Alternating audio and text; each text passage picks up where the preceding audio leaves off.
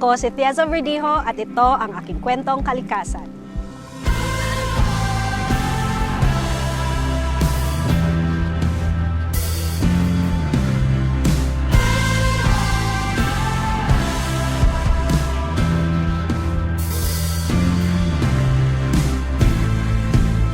My name is Thieza Verdijo. I'm currently the Deputy Director of Xavier Science Foundation Incorporated. I'm here to tell you about my story, to share with you the kind of work that I do in the foundation and what motivates me to, do the job that I do and love it as much as I can. For me, actually, siguro since I was as a kid, I'm always curious. Parang I want to explore kasi I love science. That's why I wanted to become a doctor. Parang I get fascinated with little things. What inspired me to do that was because I was exposed to seeing things, community work. I was invited, and that's also where it started. I was still a student in DevCom, actually graduating. Of course, I've seen sa mga school activities like doing immersions. That was part of it, But for me, not seeing it as a career good.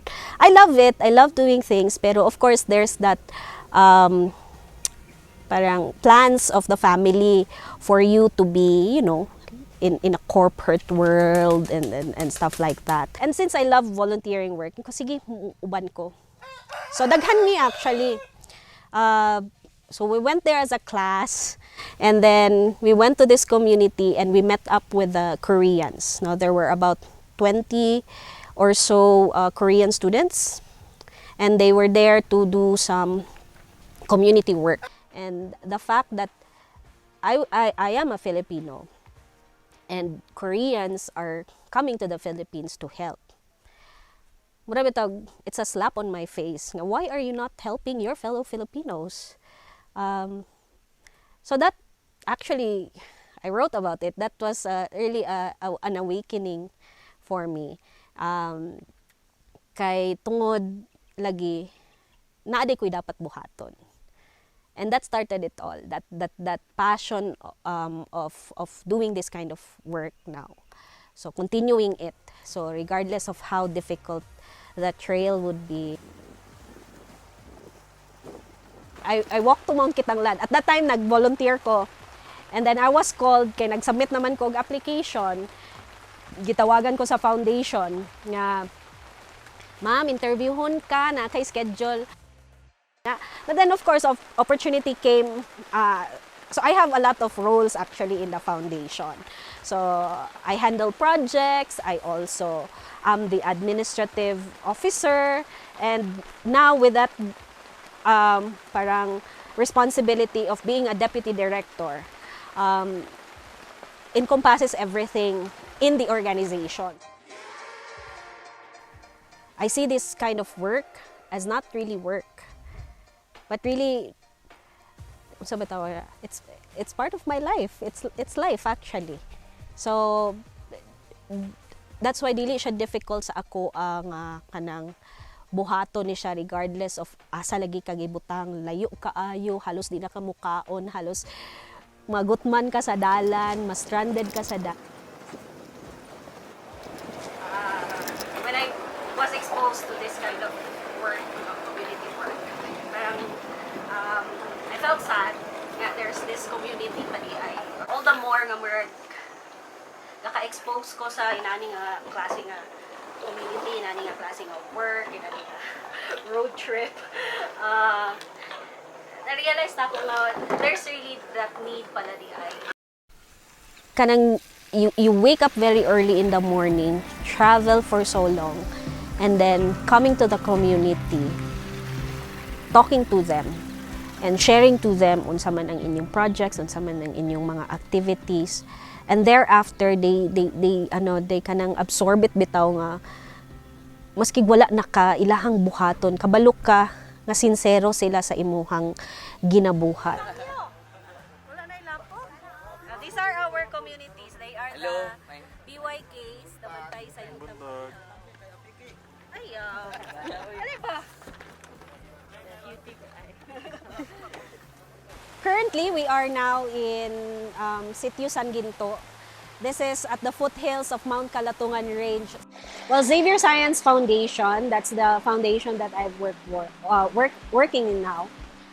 It's a 53-year-old foundation, and it has been founded by Father William Masterson. Xavier Science Foundation is a foundation that works to support development programs and projects. It acts as a conduit of funds. It's initiator of innovative programs, and then it's also a forum for dialogue. So that is our mission. And we really work to support, or we envision that Mindanao to be hunger-free and competitive. The foundation initiated or worked in an initiative called the Payment for Ecosystem Services back in, I think, 2014. That's also the time where I started in the foundation. And the Payment for Ecosystem Services is a mechanism, a financial mechanism that supports IP communities to be able to plant trees, at the same time gain incentives from the work that they do, from planting trees. The very reason it was initiated, it's also for the fact that many of our forests are now denuded, or at the time, the country is faced with, a lot of logging, a lot of deforestation, and we experienced that in Cagayan de Oro in 2011 with the Sendong, flash floods, and that really destroyed many of our communities in the downstream communities, especially in major cities like Cagayan de Oro, Iligan City, and neighboring municipalities. And that was a big awakening also, for our part as city dwellers, because we really did not expect it to happen, And through the many studies conducted thereafter, it was found out that most of the floodwaters came from the subwatershed found within the Kalatungan range. And the very reason why there was flooding is because the watersheds are denuded. There are no more trees that hold on to the water, and that's caused flash flooding. So from then on, it was even more strengthened, the fact nga because of deforestation, dako kaayo di ay og dilubyo nga maikahatag na sa atong mga komunidad. We are grateful for our Indigenous peoples communities residing within the Kalatungan range, because as part of their culture, they really support, or they continue to do that reforestation at their own accord. No one is telling them, but it's really part of their culture, Mansion! Dayon! Si Dato Minyo, he's the tribal advisor of NAMAMAYUK, and si Ate Angelina Ginto, the wife of Dato Minyo, also a woman leader here in NAMAMAYUK. Sila ang atong mga BYKs or bantay sa Yutang Kabilin. Aron ang among kalasangan, amo kanang protektahan, diha ang tanan, kay kanang kalasangan namo, mao kana ang among merkado, kay diha pi magkuha kun unsa ang among mga panud-anon. Kana mao kana ang among kalasangan, mao ang among isip usa ka kuhaan og tambal, kay ana ang mga herbal, ug amo usab giprotektahan ang mga kalanggaman. Ang tanan hayop nga naa sa sulod ni ana sa kinaiyahan, hasta katong mga tao, ilabi na tong mga gagmayng bata among giprotektahan, kay sila ang magpabili ni ana muangkon sa hangtod sa hangtod. Dili lang kay ang gibantayan sa BYK ang kalasangan ra, usab nga giprotektahan ang among customary nga tradisyon. It was only then realized by many of us na dili nila mabuhat kung sila lang. So, di ba, murag sila gatrabaho para sa kalasangan, ilang ginaatiman, ilang ginaprotektahan. Pero kita nga mga naa sa syudad, unsa pud kaha ang atong pwede buhaton, And that's where the PES mechanism was initiated. In a sense that we support through payment of the resources that we get from nature, from the environment, by planting trees, or and that is being paid to the communities who plants them. So that's a part of the incentive that they would get. The very reason nga nung mo partner with the IP communities is because sila na ang naa dito. It's their land, it's their part of their culture, no? So what we can only do is to incentivize what is being already in practice by the community. So karon gabaklay ta padulong sa community nga nursery. Naa dinhi ang ilahang mga seedlings, mga endemic trees.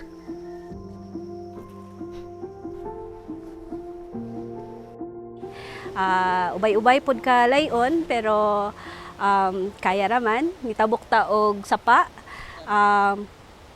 Unya naata karon sa nursery nga gihimo sa NAMAMAYUK, giubanan sa proyekto sa Minmaf. K1. Ha? K1. K1? Oh. Anong K1 man?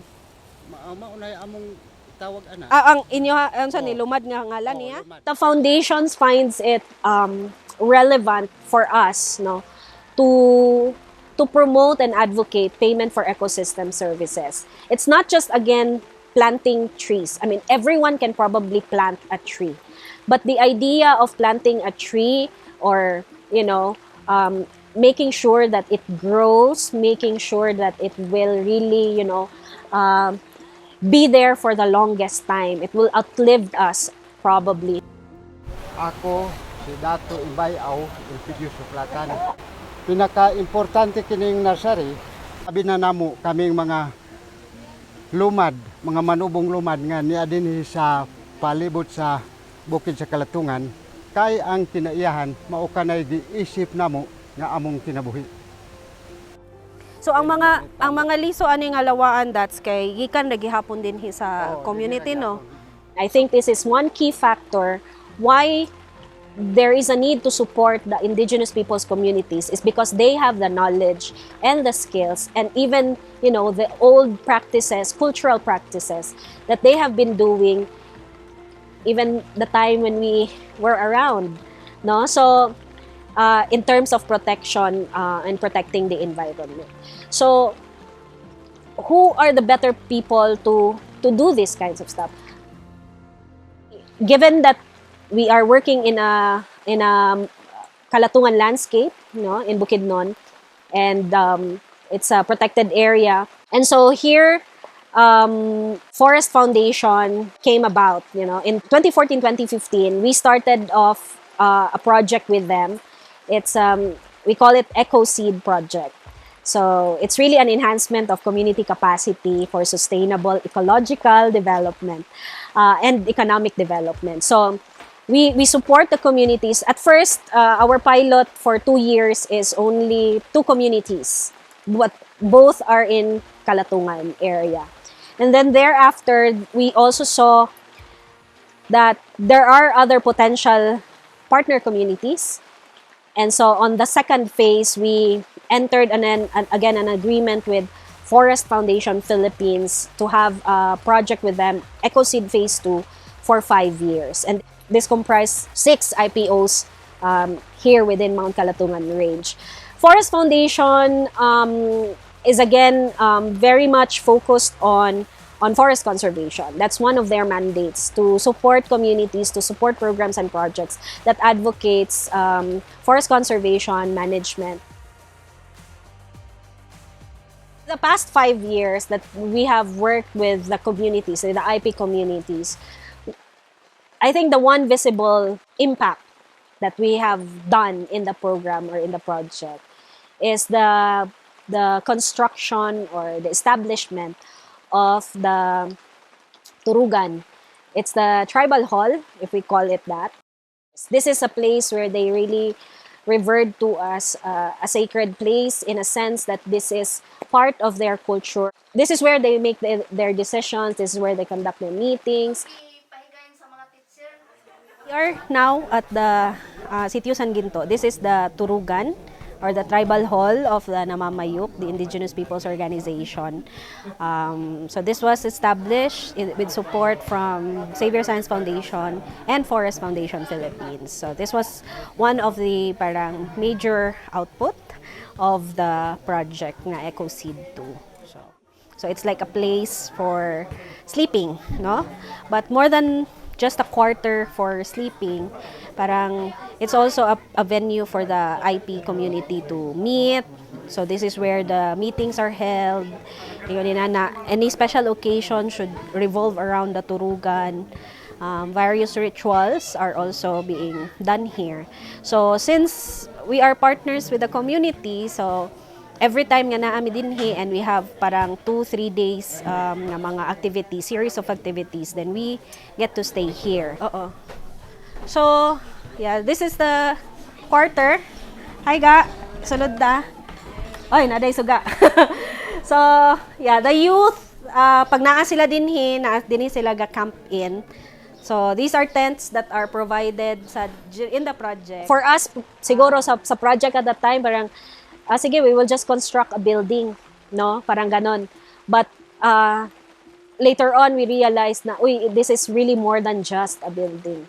So I think if you ask them, that's the most answers that we get from the community in terms of the impact.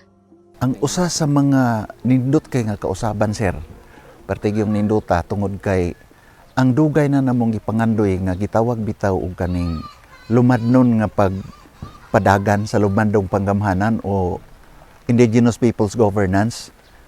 Karon hinay-hinay namo nga napakita sa among mga kabataan kay dunami usa ka luna or dunami usa ka venue diin kung dunami panghimuon sama pananglitan kung dunay mga husayonon. Dunay pribasiya ang tribo nga magisgot sa mga problema mahitungod anang panagbangi or conflict. Na didto kaning mga batanon nahimo siya nga usa ka tulunghaan para mabansay namo sila kung unsa ang justice system sa lumad. So adunay venue gyud makaobserbar sila. So PES Pangantucan activity. So again, this is a pilot or a phase 2 of the PES initiative by XSF here in Kalatungan. Aside from just again, planting, there has to be, parang you have to take care of the entire program. So there has to be some meetings, there has to be planting, area monitoring, and other activities. So the role of the core team is essential in terms of facilitating all these activities. So that's where the capacity building also comes in. We have to train them on financial management. We have to train them on project management. We have to train them on forest conservation, mga inana nga klase, landscape governance. So those things para mas ma-widen ang ilahang experience, even knowledge and the skills are being enhanced. Pag-abot sa panahon na ang XSF pinagi ni Ma'am Ting nahitabo nga naa miturukan ni adto din karon ang dako kaayo nga kuan karon kanini ang ebidensya kanang gibuhat sa mga batan-on nga naa diha mo ni siya ang kadtong genealogy para sa among ancestral domain as required by National Commission Indigenous People sa among application sa kadti kon Certificate of Ancestral Domain Title. Imbes nga mga hingkod ang muduot diha sa genealogy, sila na ay venue mga batan-on gikan sa mga hamlets or mga sityos di inabutang ang namamayok pagsubay balik pag trace up sa kadtong unsa day atong kagikan kay nganong ancestral domain kinsa ba itong mga ancestors. True to its name, NAMAMAYUK is Nagkahiusang Manobong Manununod sa Yutang Kabilin. So, they are united, one Manobo united for that common goal of protecting the ancestral domain. So, and for the generations to come. So, it's really not for them nga karon nga mga leaders, but it's really for their for the next generation. The communities are there already in the area, even before we have all these mechanisms in place. No? And as Indigenous peoples, it's again, as I said, it's part of their culture. So no one is telling them what to do. It's not us telling them. However, I believe protecting the environment or conserving the environment is a shared responsibility. It's not just for the IPs alone. It's not just for the community downstreams alone, but it's a coexistence of us as human beings with nature or with the environment. If we see ourselves as human beings, then it is our responsibility to take care of the environment. And probably no one will have to tell you. It should be felt deep down inside. While others would have some, turning point na kay giignan ko or kay nakita na ako or kay na-experience na ako. But more importantly, I think it's how you feel, And I know for a fact that I cannot do it alone, and there should have to be people working and together on this endeavor. The very reason why I'm still here again is because there's still a need for me to be here. Ang gikatsadahan lang na ko kang mamting, and dili lang ako but the whole community. Ang ihang ka down to earth as a person. Kabalo siya makiduyog kung dapat asa siya madto, dapat unsaon pagrespeto ang isip usaw ka lang lumad. Kung positibo ang ato ang ginahisgutan, dako kayo siya impact para sa ako as sir, kay isa siya sa nag-umol sa ako as a person.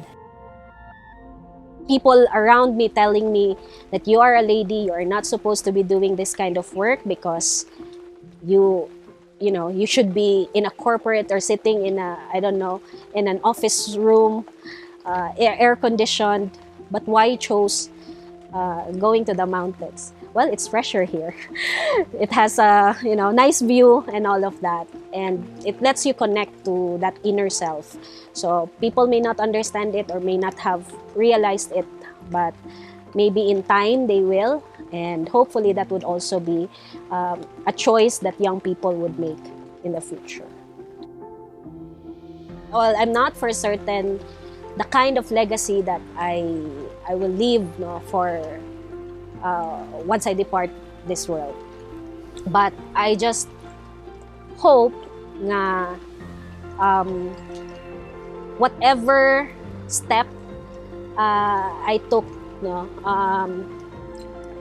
on this path, on this journey of my development work, even my experiences and my exposure,